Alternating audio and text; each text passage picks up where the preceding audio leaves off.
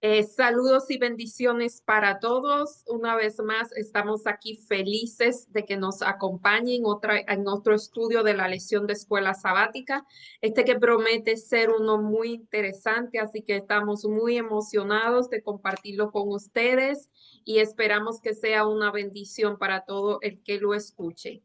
Sin más, vamos a pedir la presencia del Espíritu Santo para que sea el que dirija este estudio de principio a fin.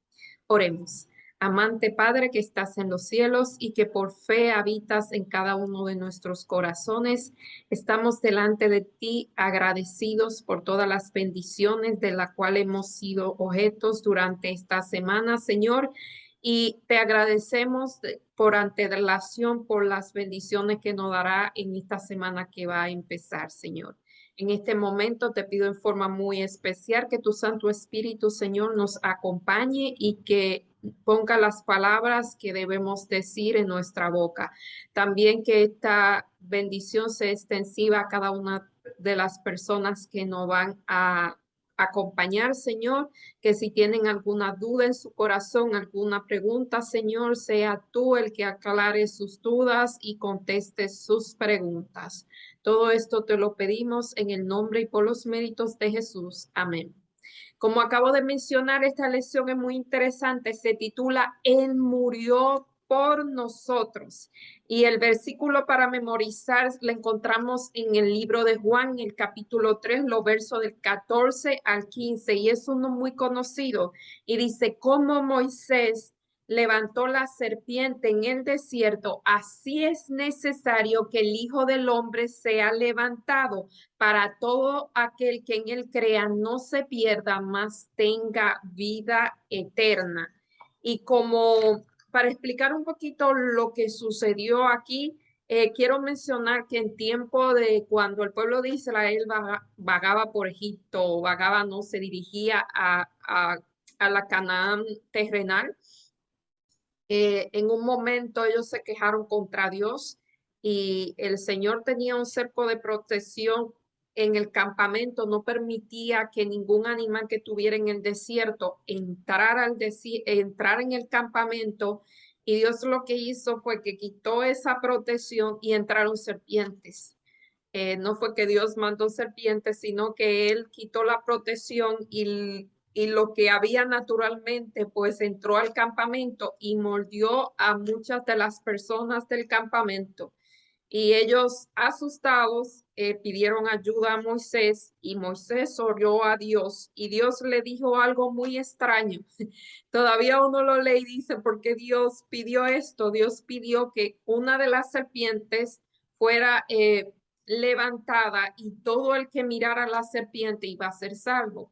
Eh, Muchas de las personas pensaron como yo, ¿qué lógica tiene mirar una serpiente de bronce?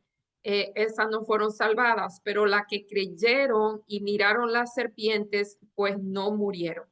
Eso es una analogía de lo que sucede con Dios. El que mira a Dios en la cruz, bueno, ya él no está en la cruz, resucitado, va a tener vida eterna. El que no lo mire, pues es imposible la salvación sin Jesús. Y aquí se dice que hay dos cosas en la vida que no se puede evitar, la muerte y los tases. Y este escritor dice aquí que el segundo se puede evitar, que son los tases, aunque no es recomendable. Con el tío Sam no se puede jugar. Pero de una de las dos, la que podríamos evitar sería los tases, pero la muerte, eh, a menos que Cristo regrese y no encuentre vivo todo lo que estamos en este mundo, en un momento u otro vamos a morir. Así que todo vamos a morir, vamos a pasar por el proceso. Y aquí dice que es posible posponer la muerte por unos años, pero tarde o temprano va a pasar, y es interesante saber que tanto justos como injustos, tanto los creyentes en Dios como los no creyentes en Dios, vamos a ir temporalmente a un mismo lugar. Pero ¿qué va a pasar después de esa muerte natural? Es lo que vamos a ver. Dice que la resurrección es fundamental para nuestra fe. Y en Primera de Corintios 15:14 dice que sin la resurrección de Cristo vana fuera nuestra fe y vana fuera nuestra esperanza. O sea, si no hubiese habido resurrección, no estaríamos quizás aquí hablando de Cristo porque no había nada que hablar, no habría evangelio. Así que la resurrección es muy importante. Y aquí se nos dice de la oración que Jesús tuvo en su agonía en Jerusalén y dice, ahora está turbada mi alma y qué diré, Padre, sálvame de esta hora.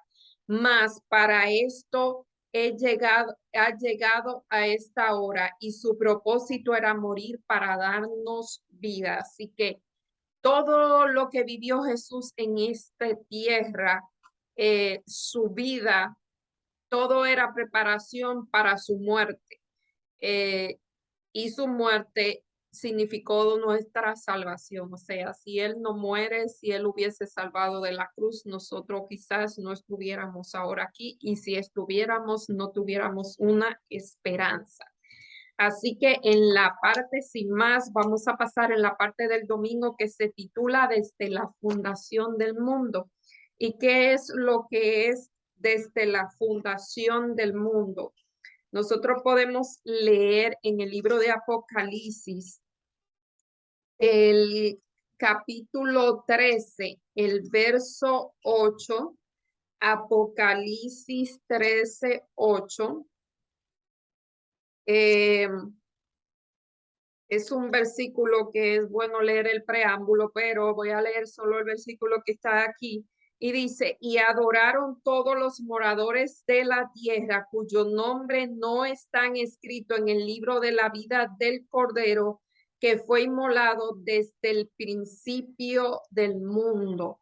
Y aquí lo que quiere señalar el escritor es donde dice que Cristo fue inmolado desde el principio del mundo. Y hay otros versos aquí, no lo voy a leer, ustedes lo pueden leer en sus casas, Hechos 2:23 y Primera de Pedro 1:19 al 20.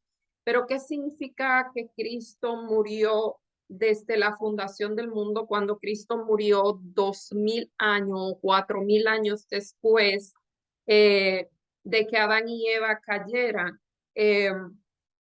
Simplemente lo que significa es que el plan de salvación se ideó aún antes de que Adán y Eva cayeran en pecado, desde aún antes, desde aún que la Trinidad, Dios Padre, Dios Hijo y Dios Espíritu Santo se unieran para crear este mundo y crear al hombre desde antes, había un plan que si el hombre cayera, eh, Jesús iba a venir y iba a morir por ellos. Así que ese plan existía, por eso dice que desde antes de la fundación del mundo. Y en Tito 1:2, en el libro de Tito 1:2, podemos leer qué nos enseña en este versículo. ¿Hace cuánto tiempo está vigente el plan de salvación? Y aquí leemos en Génesis 1:2, en la esperanza de la vida eterna, la cual Dios, que no miente, prometió desde antes del principio de los siglos. Así que si ustedes se preguntaban, ¿cómo sabemos que el plan de salvación fue antes de la creación del mundo? Aquí lo leemos en Tito 1:2. Desde antes del principio de los siglos, Él prometió que si el hombre caía, eh, Jesús iba a morir. Así que esa es la esperanza. O sea, ¿cuánto tiempo hace? No sabemos cuánto tiempo hace. Solo sabemos que fue desde antes, desde que este mundo fuese creado. Vemos cómo Dios planificó todo. O sea, Dios no creó un mundo al azar, perdón. Él no creó, él no dijo, oh, sí, voy a ver cómo va todo, sino que él tenía una planificación, y no voy a decir por si acaso, porque él sabía que iba a ocurrir. Él sabía que el hombre iba a caer, que el hombre iba a desobedecer y él tuvo un plan. No tuvo plan A y B, sino que él tuvo el plan A, el que iba a funcionar. Eh, el plan de nuestra redención no fue una reflexión ulterior, un plan formulado desde la caída de Adán, vuelvo y digo, sino antes de la fundación del mundo. Y en Génesis 3:15, ahí ese se llama el mini evangelio. Si toda la Biblia desapareciera, ese versículo narraría la historia de la redención. Es el mini evangelio. Y dice, enemistad pondré entre la mujer y su simiente.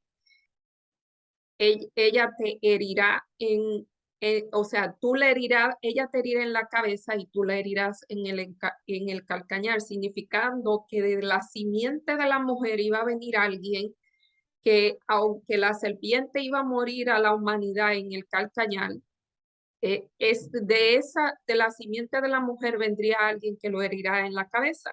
La serpiente muere por un golpe en la cabeza. La serpiente uno la puede golpear cualquier parte de su cuerpo y la serpiente capaz de regenerarse, como hacen, no sé si todos los reptiles, pero la mayoría de los reptiles. Eh, pero cuando es golpeado en la cabeza, quizás no muera de inmediato, comienza a moverse, dando movimientos muy fuertes, desesperantes, pero es el golpe que realmente puede matar a la serpiente. Y eso fue lo que Cristo hizo cuando murió en la cruz del Calvario. Y entonces aquí dice que el sacrificio de sangre tipificaba ese plan en todo el Antiguo Testamento. Así que cada vez que había un sacrificio del corderito, que eso pasó al principio, cuando Adán y Eva pecaron, ellos no murieron, en su lugar murió un corderito que tipificaba, o sea, ejemplificaba, era la figura, era la sombra, y Cristo, la muerte de Cristo era el antitipo y era la realidad de lo que ocurría con ese corderito en el Antiguo Testamento. Si leemos todo el Antiguo Testamento, siempre todos los sacrificios que se ofrecían como para perdón del pecado, se tomaba un corderito o un macho cabrío y se sacrificaba, y eso significaba que el pecador era perdonado, pero solamente era un tipo, era una figura, era la sombra de lo que realmente iba a pasar en la cruz del Calvario. Y dice, los sacrificios de animales son espantosos y sangrientos, eso es verdad, pero ¿por qué esa truculencia y tanta sangre es precisamente lo que nos instruye acerca de la muerte de Cristo en nuestro lugar y cuál fue el terrible costo del pecado? Realmente, eh, yo he mencionado aquí que yo le doy gracias a Dios que yo no viví en ese tiempo, porque yo sería incapaz de matar un corderito o cualquier tipo de animal. Yo creo que lo único que yo puedo matar son los mosquitos. Eh, pero Dios ideó ese plan para plasmar en la mente de la gente del Antiguo Testamento lo terrible que era a sus ojos el pecado, porque cada vez que una persona cometía un pecado tenía que tomar un corderito, y era horrible porque ellos tenían llevarlo al santuario que estaba en mitad, en el medio del campamento. Ellos tenían que caminar un montón con ese corderito. Todo el mundo sabía, ok, ¿qué hizo Elizabeth ahora que anda con un corderito? Tenía que matar ese corderito, ver ese corderito morir. Muchas veces ese corderito era criado en su casa como una mascota y ellos tenían que deshacerse de ese animal, y eso quedaba en la mente de esa persona. Como todo, cuando uno repite mucho una opción, corre el riesgo de ya sea una monotonía o que uno pierda, o que pierda significado para la persona, se vuelve costumbre. podría pasar, pero el plan de Dios era que eso quedara plasmada, que la gente viera lo horrible que era el pecado. En la parte del lunes vemos un prefacio de la cruz y aquí nos da una serie de versículos que son muy conocidos. Jesús no está hablando de Jesús, estamos hablando de Mateo, en el libro de Mateo, en el capítulo 16, está uno de ellos. El capítulo 16, Mateo 16, 21 al 23. Y dice, desde entonces comenzó Jesús a declarar a sus discípulos que le era necesario ir a Jerusalén y padecer muchos ante los ancianos de los principales sacerdotes y de los escribas y ser muertos y resucitar al tercer día. Y Pedro, que siempre era el que hablaba sin que le preguntaran, le dijo, Señor, ten compasión de ti. En ninguna manera esto te acontezca. Pero él, Jesús, volviéndose a Pedro, le dijo, quítate de mí, Satanás, que me eres de tropiezo, porque no pones la mira en las cosas de Dios y no en las cosas de los hombres. Y aquí hay una serie de versículos, todos dicen lo mismo, pero era Jesús anunciando ya su misión. Eh, Jesús desde un principio él sabía que él había venido a la tierra a morir, que esa era su misión. Pero los discípulos que estuvieron con él 3 años y medio no entendían cuál era el propósito de su misión. Ellos solamente veían, al igual que los sacerdotes y los principales de la sinagoga, que la misión bueno, los sacerdotes no creían en él, pero los sacerdotes esperaban que el Mesías iba a ser un príncipe que lo iba a liberar del yugo romano. Los discípulos, cuando comenzaron a creer que él era el Mesías, pensaban lo mismo, que él iba a reinar aquí en esta tierra y que ellos pues iban a ser el gabinete de su reinado. Por eso hubieron dos, Juan y Santiago, que la mamá le dijo, mira, pon uno a tu derecha y otro a la izquierda en tu reino. O sea, darle los lugares principales, porque esa era su mentalidad. Estaban era en posiciones cuando realmente la misión de Cristo en esta tierra era liberarnos, pero liberarnos de algo más del yugo romano, era liberarnos de la esclavitud del pecado. Por eso Jesús le responde de esa manera a Pedro, que quizás puede sonar un poquito brusca, porque le dijo, aléjate de mí, Satanás. Realmente en ese momento Pedro fue un instrumento de Satanás para desanimarlo. Y aunque las palabras de él eran buenas, pero no era la que Jesús necesitaba en ese momento. Eh, y aquí nos dice que Jesús nació para morir. Hay un librito que se llama Nacido para morir y vivió para morir. Eh, Cada paso que daba se acercaba cada vez a su sacrificio expiatorio de la cruz del Calvario y él era plenamente consciente de su misión eh, y no dejaba que nadie lo distrajera de ella. En realidad, su vida entera fue un prefacio a su muerte en la cruz. Eso lo encontramos en Fundamento de la Educación, la página 423. Y en el último año de su ministerio terrenal, Jesús habló cada vez más explícito. O sea, él comenzó dando pequeños eh, pinceladas de lo que iba a pasar, pero a medida que el tiempo se acercaba, él comenzó a hablar más claramente, entre comillas, de lo que le iba a ocurrir, aunque en ese momento los discípulos estaban tan enseguecidos que ellos no entendían lo que Jesús le quería decir. Eh, A Nicodemo él se lo declaró y le dijo, como Moisés fue levantado en el desierto, así necesario que el Hijo del Hombre sea levantado para que todo aquel que no se pierda, para que todo aquel que en él crea no se pierda, mas tenga vida eterna. Eso lo encontramos en Juan 3:14 al 15. Y mientras estaba en Cesarea de Filipo, Jesús dijo a sus discípulos que tenía que ir a Jerusalén y padecer de los ancianos, que fue lo que acabamos de leer, y que ellos, principalmente Pedro, le dijo, no, que nada malo te acontezca, pensando Pedro que estaba protegiendo a su maestro, que le estaba diciendo algo bien. La pregunta es, la gente, especialmente el pueblo de Dios, tenía conceptos falsos con respecto a la primera venida del Mesías. ¿Cuáles son algunos de los conceptos falsos que existen hoy con respecto a la segunda venida de Cristo? Como esta gente en el pasado tenía conceptos falsos de que él iba a venir como un príncipe o como un gobernante que lo iba a liberar del yugo de los romanos.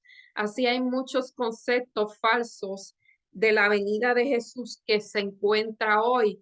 Eh, Muchos son advertencia que Dios nos da de cómo va a ser su venida. Un ejemplo nos dice que eh, en Apocalipsis 1:7, aquí que vienen las nubes y todo ojo le verá, lo que los traspasaron y todo el linaje de la tierra se lamentará. O sea, Dios va a venir en una forma visible. Por ahí muchas veces una de las señales que vemos es que a veces dice que allí se apareció Cristo. Han venido personas diciendo que ellos son el Cristo y están en lugares y la gente tiene que irlo a ver. Todo eso es falso porque Cristo vendrá de una forma visible. Eh, yo he escuchado que será por televisión, que cuando todo ojo le verá es porque lo van a ver por televisión o porque lo van a ver por satélite, porque la Tierra es redonda y cómo va a ser que lo van a ver. Y aquí comienza nuestra lógica humana que es muy limitada. Así que hay muchísimas cosas falsas que van a ocurrir que si te dice, mira, está allí en aquel monte, no vayáis. Si está aquí en otro lugar y te dicen, va, no va, porque no vas a tener que ir. Donde tú estés, lo vas a ver. Entonces tenemos que estar muy pendiente a eso. Y en la parte del martes dice consumado es. Y esas dos palabras tenían un significado tan grande. Fueron una de las últimas palabras que Dios o Jesús dijo cuando estaba en la cruz del Calvario. Y eso lo encontramos en Juan 19. Son 30 versículos, no lo vamos a leer, pero léanlo en la casa. Eh, ¿Saben? Leer la vida de Jesús, leer los evangelios para mí es fascinante. Eh, Uno la puede leer una y otra vez y siempre va a encontrar algo nuevo. Eh, He recomendado aquí el libro El deseado de todas las gentes. Comienza en el capítulo 74, me parece que se extiende hasta 78, 79 y ahí no amplía más lo que ocurrió. Bueno, todo el libro es de la vida de Jesús, pero sus últimos momentos comienzan del 74 como al 78, 79. Esos capítulos son muy, muy, muy hermosos. Y aquí en Juan 19, y aquí no, 19, 1 al 30, narra eh, el episodio de ver a Jesús en la cruz. Y una de las palabras que él dijo, eh, consumado es. Consumado es, significaba se acabó. Significaba el fin del conflicto cósmico entre Dios y Satanás. Significaba el cumplimiento de Génesis 3:15. En ese momento Jesús le estaba dando un golpe de muerte, un golpe mortal a Satanás. Eso era lo que significaba consumada o es. Padre, lo que tú me pediste, lo hice. Eso fue lo que Dios estaba reportando ante su padre y le estaba diciendo. el sacrificio que tenía que hacer está terminado. Y aquí nos dice que los momentos decisivos para Cristo, para la humanidad y para todo el universo, porque no solamente era momento decisivo para Cristo, sino que toda la humanidad dependía de ese momento de que Cristo muriera. Y es irónico, es muy irónico que cuando Jesús atravesó la muerte, ese camino que comenzó desde el Getsemaní hasta el Gólgota, los ángeles malos intentaron vencerlo. Y mientras Cristo finalmente pendía en la cruz, los principales sacerdotes, los escribas y los ancianos se burlaban de ellos diciendo, si a otro salvó, sálvese a sí mismo, sin saber lo que ellos estaban diciendo. ¿Podía o no podía salvarse Jesús de la cruz? Claro que él podía, pero digo irónicamente, vuelvo y digo irónicamente, la vida de la gente que estaba ahí, de esa misma gente que se estaba burlando de él, de ellos, dependía que Cristo muriera en la cruz. Así que Jesús pudo haberlo dicho, yo me puedo bajar, pero si no me bajo es por amor a ustedes. Así que, y por amor a mí. Tomen eso personal, pongan eso personal. Si Jesús no se bajó de la cruz, fue por amor a ti y a mí. Entonces aquí me encantó, esta lección tiene unas citas tan bellas. Yo soy amante a la literatura, amante a las letras. Y cuando yo veo esta clase de frases que además tienen un significado tan hermoso, realmente me emociono y dice, los escarnecedores estaban entre aquellos por quienes él podía salvar y no podía bajar de la cruz para salvarse a sí mismo porque no eran los clavos que los sujetaban, sino era su voluntad para salvarlos. O sea, no eran los clavos que estaban sujetando a Jesús en la cruz, era su propia voluntad. Como dijimos en semanas anteriores, el reino de Dios, el fundamento del reino de Dios es el libre albedrío, la libertad que nosotros tenemos para decidir por lo bueno o por lo malo. Y saben que Cristo tenía esa libertad también de decidir o muero o no muero. Y él por amor a ti y a mí, él decidió morir, él decidió pasar por la cruz, él decidió quedarse en la cruz. Eso no dice mucho, así que nosotros debemos decidir por, por Jesús, porque él primero decidió por nosotros.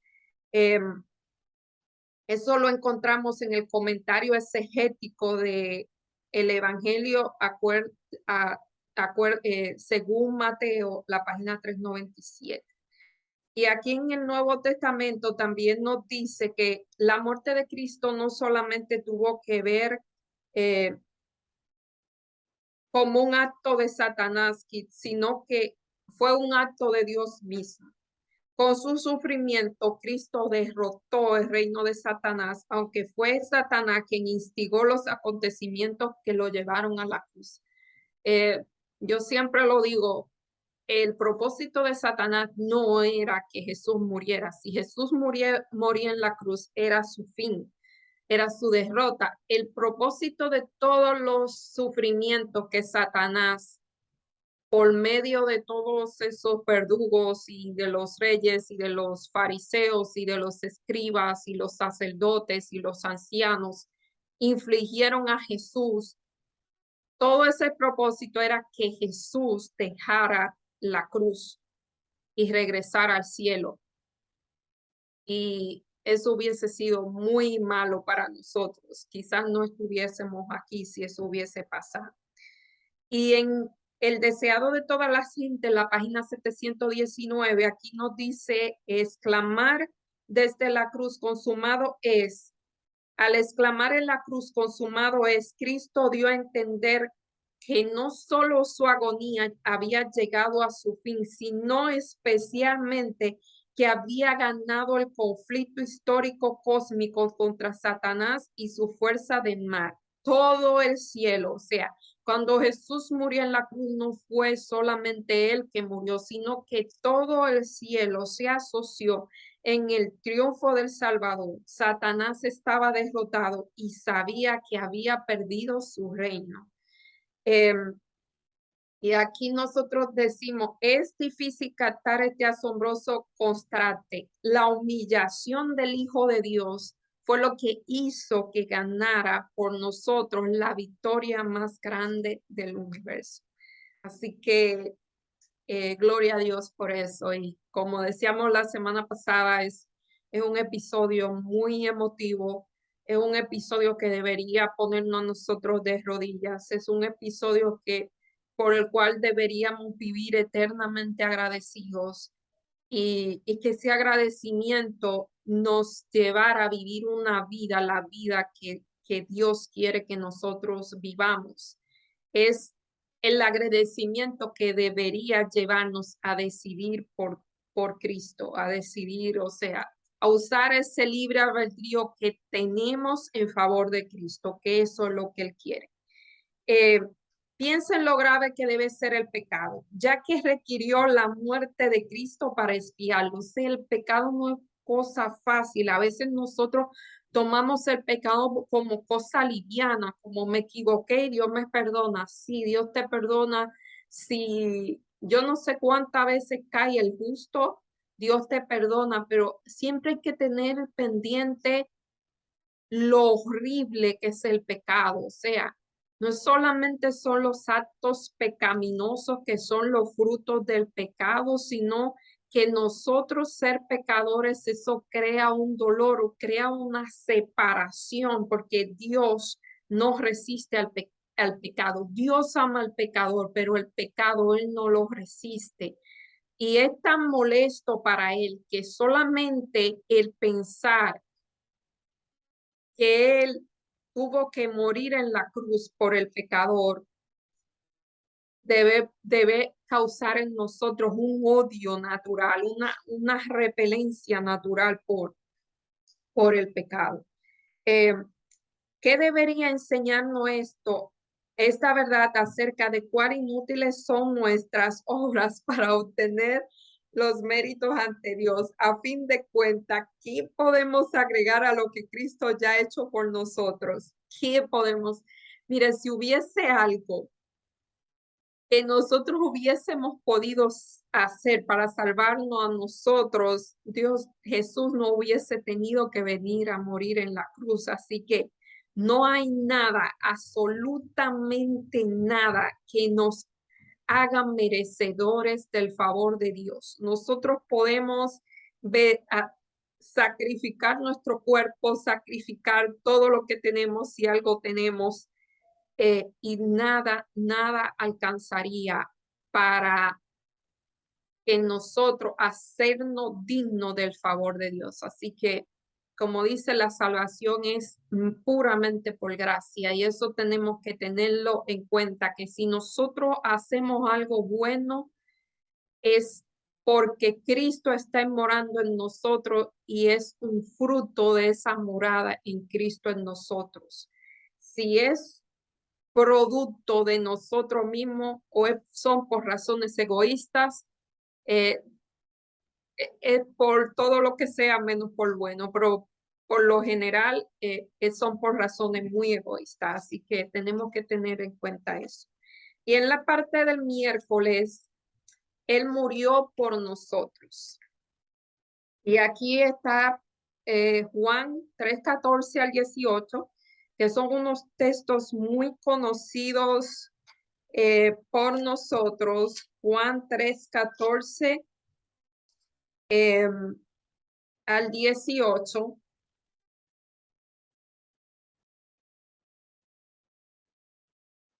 Y dice, Y como esto ya lo leímos, y como Moisés levantó la serpiente en el desierto, así es necesario que el Hijo del Hombre sea levantado para que todo aquel que en él muera no se pierda, en él crea, perdón, no se pierda, mas tenga vida eterna. Porque de tal manera, este es el versículo quizás más conocido por nosotros, porque de tal manera amó Dios al mundo que ha dado a su único Hijo para que todo aquel que en él crea no se pierda, sino tenga vida eterna. Porque no envió Dios a su Hijo a condenar al mundo, sino a que el mundo sea salvo por él. Y el que en él cree no es condenado, pero el que no cree ya ha sido condenado porque no ha creído en el nombre de Jesús. O sea, Jesús ha provisto todo, el cielo, Dios ha provisto todo, el cielo se vació en la persona de Jesucristo y murió en la cruz para darnos provisión a nosotros por el pecado. Ya queda de nosotros aceptar esa provisión o rechazarla. Eh, Como dice aquí, el que cree va a ser salvo, pero el que no cree, pues ya rechazó la salvación, va a ser condenado porque rechazó a la vida que es Jesús. Eh, Dice aquí que cuando Jesús llegó a Río Jordán para bautizarse, Juan el Bautista, poseído por el Espíritu Santo, porque él nunca había visto a Jesús, ellos eran primos, hermanos y nunca se habían visto, pero este hombre poseído por el Espíritu Santo dijo: "He aquí el Cordero de Dios que quita el pecado del mundo". O sea, él lo reconoció por los ojos de la fe. El Espíritu Santo se lo mostró. Esta declaración reconocía a Jesús como el Cordero antitípico, o sea, él era realidad de la figura, como mencionamos ahorita, de todos esos corderos que habían muerto en el Antiguo Testamento y en el Nuevo Testamento están muriendo también. Él era la realidad, él era el antitipo de ese tipo. Eh, era lo que era la figura, eh, que era la realidad de esa sombra.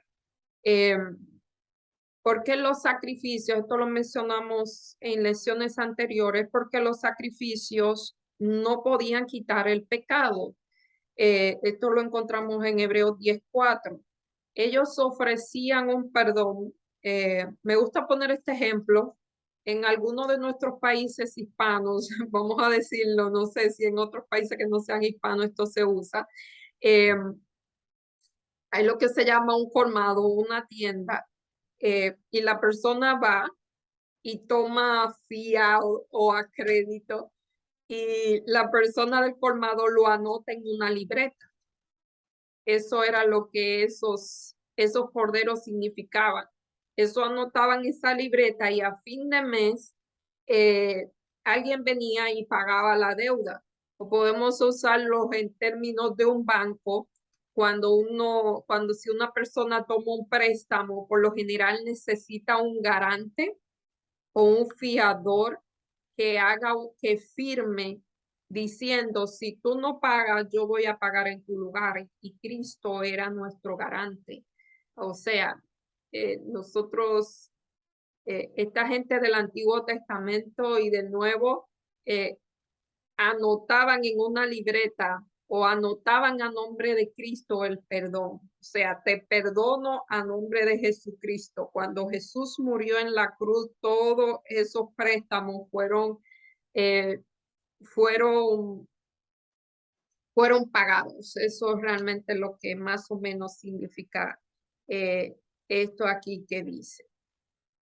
Y aquí dice que si confesamos nuestros pecados, Él es fiel y justo para perdonarnos de para perdonar nuestro pecado y limpiarnos de toda maldad. Esto es Primera de Juan 1:9.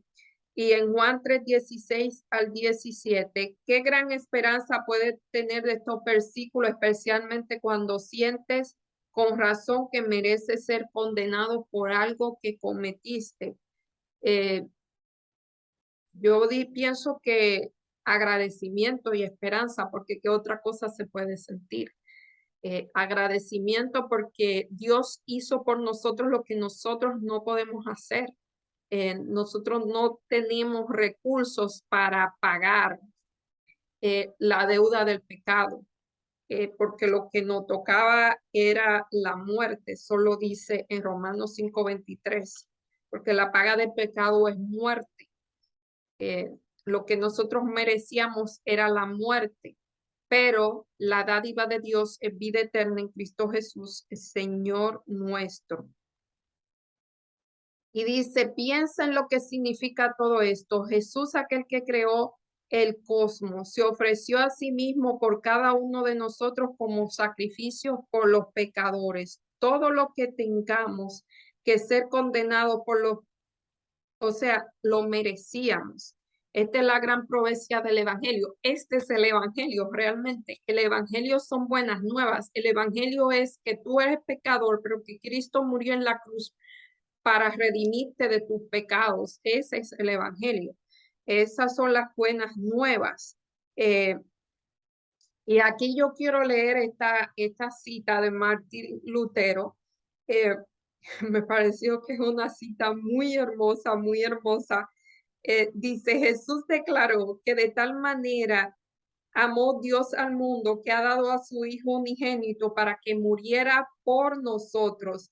Nunca debemos olvidar que Cristo se ofreció voluntariamente en nuestro favor. Lutero se refirió a la cruz como el altar en que Cristo, consumido por el fuego del amor ilimitado. Esto es una figura muy hermosa y lo voy a leer otra vez. Lutero se refirió a la cruz como el altar en el que el Cristo, consumido por el fuego del amor ilimitado que ardía en su corazón, presentó el sacrificio vivo y santo de su cuerpo y de su sangre al Padre con ferviente intercesión, con gran amor y lágrimas apasionadas y angustiadas. Esto está en un trabajo de Martín Lutero, el tomo 13, la página 319. Y aquí en Hebreos 10:10 nos dice que Cristo murió de una vez y para siempre. Los corderitos tenían que morir. Cada vez que un pecador cometió un pecado, tenía que traer un corderito y ofrecer un sacrificio, pero Cristo murió de una vez y por todas, porque un solo sacrificio era suficiente para perdonar nuestros pecados.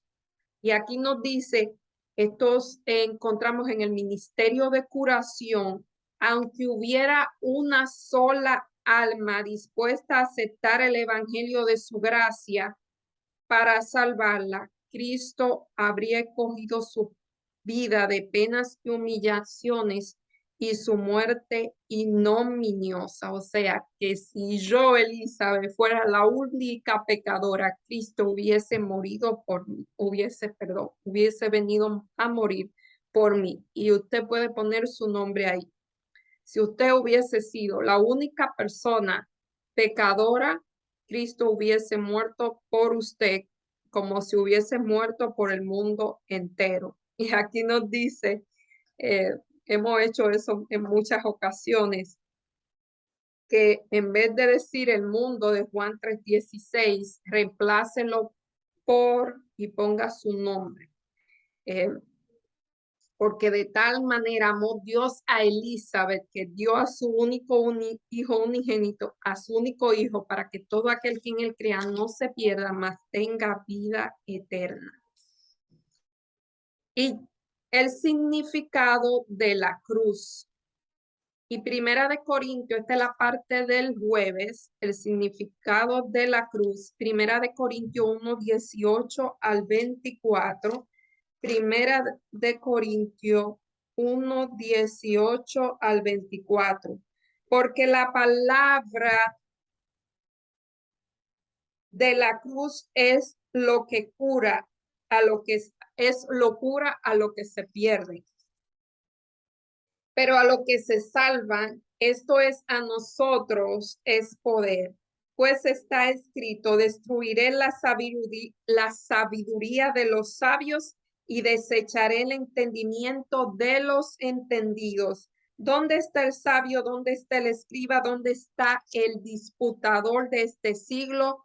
No ha enloquecido Dios la sabiduría de este mundo, pues ya en la sabiduría de Dios en el mundo no conoció a Dios. Mediante la sabiduría agradó a Dios a salvar a los creyentes por la locura de la predicación. Y aquí le llaman locura a la predicación. Y dice, pero nosotros predicamos a Cristo crucificado, para los judíos ciertamente tropezadero y para los gentiles locura, más para los llamados, así sean judíos o griegos, Cristo, poder de Dios y sabiduría de Dios. ¿Qué quiere decir esto? Y le voy a contar el contexto en que se escribieron estos textos. Eso rimó.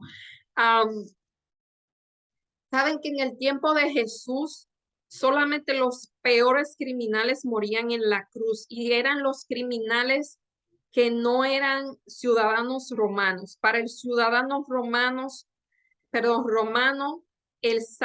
morir en la cruz no era, o sea, no aplicaba. Era una muerte tan horrenda que solo era guardado para los extranjeros y para los ciudadanos de aquellas ciudades o aquellos países que eran subyugados por los romanos.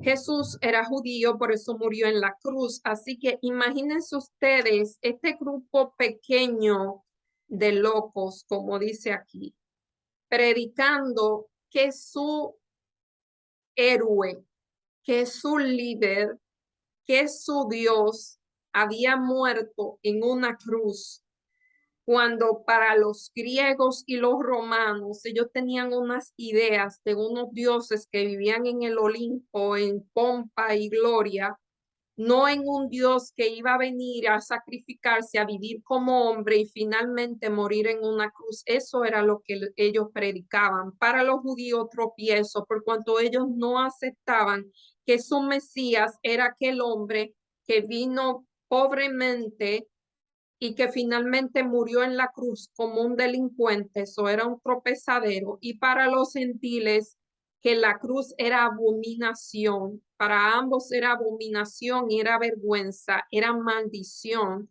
Eh, y Dios en un versículo dice que Dios se hizo maldición para nosotros a fin de que nosotros pudiéramos ser de bendición.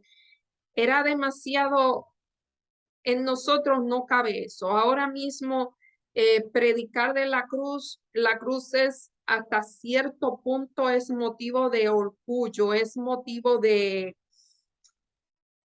esperanza, pero en ese tiempo no fue así. En los primeros años de la iglesia apostólicas, por mucho tiempo eso no fue así. Los ridiculizaban por predicar que su Dios había muerto en una cruz.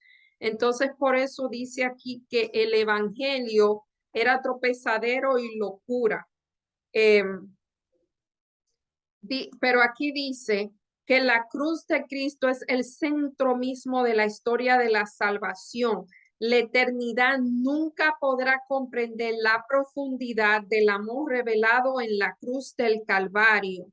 Fue allí donde el amor infinito de Cristo y el ego, uy, esta cita es bella también. Le digo que esta semana este hombre se ha votado porque está trayendo unas citas que son lo mejor de la literatura y no solo en significado, sino en belleza, en estilo y en belleza literaria. Dice, la cruz de Cristo es el centro mismo de la salvación. Y aquí comienza la cita. La eternidad nunca podrá comprender la profundidad del amor revelado en la cruz del Calvario.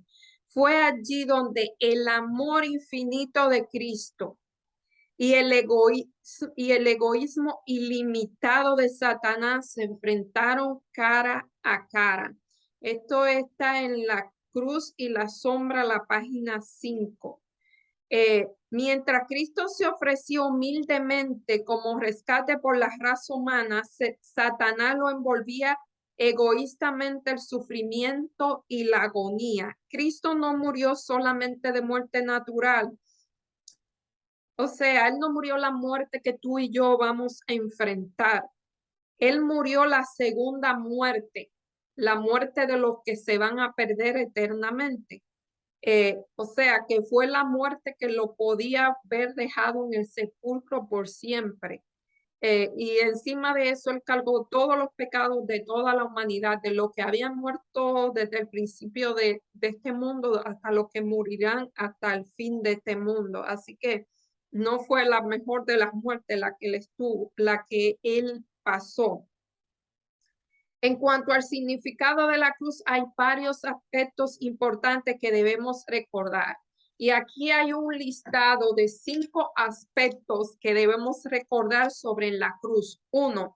La cruz es la revelación suprema de la justicia de Dios contra el pecado. Romanos 3, 21 al 26.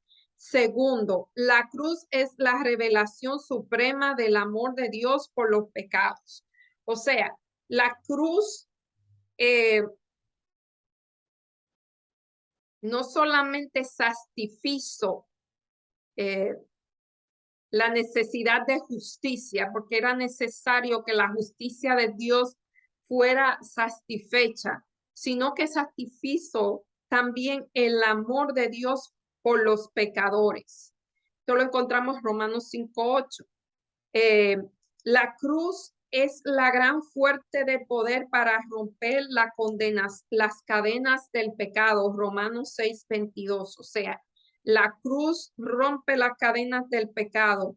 La cruz es la única esperanza de vida eterna. Esto lo encontramos Filipenses 13, 9 al 14, Juan 3, 14 al 16, que lo hemos leído varias veces. Y finalmente, la cruz es el único antídoto contra la futura rebelión en la cual estamos envueltos. Esto es Apocalipsis 7, 13 al 17 y Apocalipsis 22, 3. Solamente la cruz es la medicina que tenemos contra el pecado. Y aquí nos habla del versículo de 1 Corintios 18 al 24, que nos dice que el evangelio era tropezadero para los judíos, en cuanto a los gentiles era locura.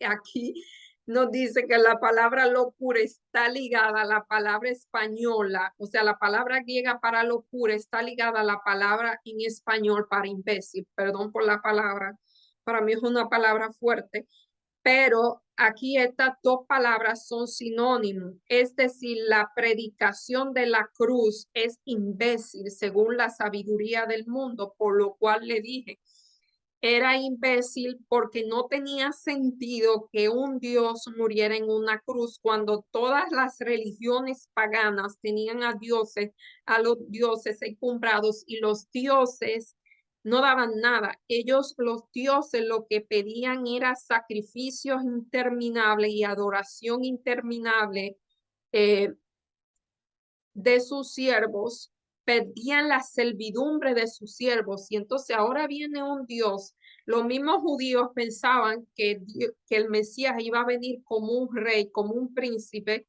y entonces le salió que viene como un siervo, como siervos de siervos, porque en el reino de los cielos todo es contrario a nuestras creencias. Aquí nosotros creemos que el poder es estar en una posición de arriba, cuando Jesús dice: el que quiera ser grande entre vosotros sea vuestro siervo, y Él lo hizo. Él vino a servir, no a ser grande, y eso era incomprensible para el mundo antiguo. Todavía nosotros a veces tenemos problemas con esa definición de lo que es servidumbre, o de lo que de lo que era Jesús para nosotros. Entonces, por eso era locura, era imbécil. Todavía hay muchos filósofos de este tiempo que se burlan de que cómo hay un grupo de personas que creen en un Dios que murió, cuando los dioses supuestamente no mueren. Y aquí nos dice que más allá del valor de la sabiduría del mundo, que el mundo no puede ofrecer, ¿Por qué nunca debemos permitir que interfiera con lo que creemos acerca de Jesús y la esperanza que se nos ofrece mediante la locura de la predicación? Porque la sabiduría del mundo es necedad ante los ojos de Dios. Estaba leyendo una cita de Friedrich Nietzsche, perdón si lo pronuncio mal este nombre. Este hombre era un filósofo agnóstico y estaba leyendo sobre él cuando él iba a morir o cuando él estaba en sus últimos días o sea, en su lecho de muerte. eh, Él dijo unas palabras bien interesantes. Él le dijo: ganaste, Galileo. Al parecer, Nietzsche había tenido una pelea con Dios toda su vida y al momento de su muerte, él, él exclamó esas palabras: ganaste, Galileo. Así que ojalá el Galileo gane en cada una de nuestras vidas. Y aquí Elena G. de White, en el deseado de todas las gentes, el Getsemaní, en el Calvario, nuestra necesidad más urgente. Realmente eh, le invito a leer ese capítulo del deseado de toda la gente, así se llama, nuestra necesidad más urgente.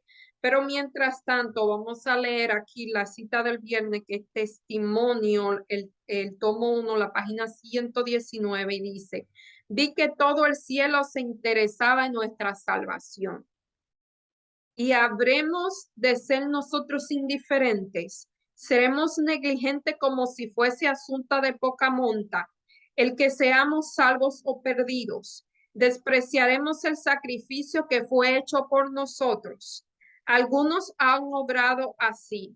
Han juzgado con la misericordia que se le ofrecía y el desagrado de Dios pesa sobre ellos. No siempre habrá de quedar entristecido el Espíritu de Dios. Si se le contrista, algo más se apartará. Después de que se haya hecho todo lo que Dios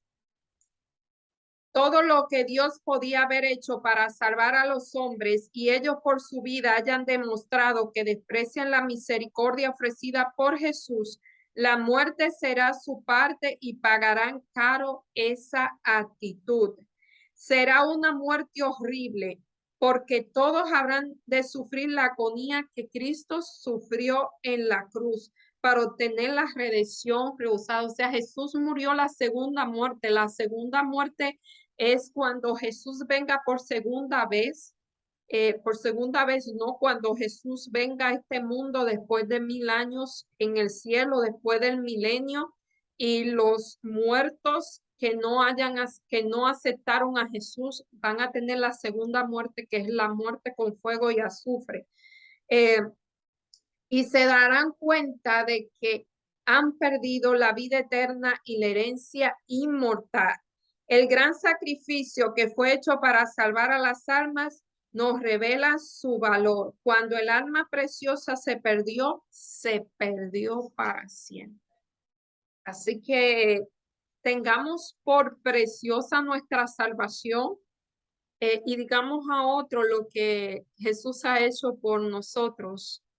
Realmente cuando nosotros, eh, es mi experiencia, no sé cuál es la experiencia de cada uno, pero cuando yo leo estos textos, cuando yo leo lo que dice ahí, realmente es un agradecimiento muy grande que uno siente por nuestro Salvador y tiene la convicción de que por lo menos yo siento que estoy muy lejos de lo que Dios pide para mí. Pienso que en comparación a lo que Dios hizo por nosotros, a lo que Jesús hizo por nosotros, a cómo Jesús vivió por nosotros, yo no estoy haciendo absolutamente nada. Creo que ningún sacrificio es lo suficientemente grande y no para compensar, porque lo que Él hizo no hay manera de compensarlo, pero Él pide poco de nosotros. Él pide que demos nuestra vida por completo, y darle la vida a Jesús es vivir una vida, es vivir la mejor vida que podamos vivir.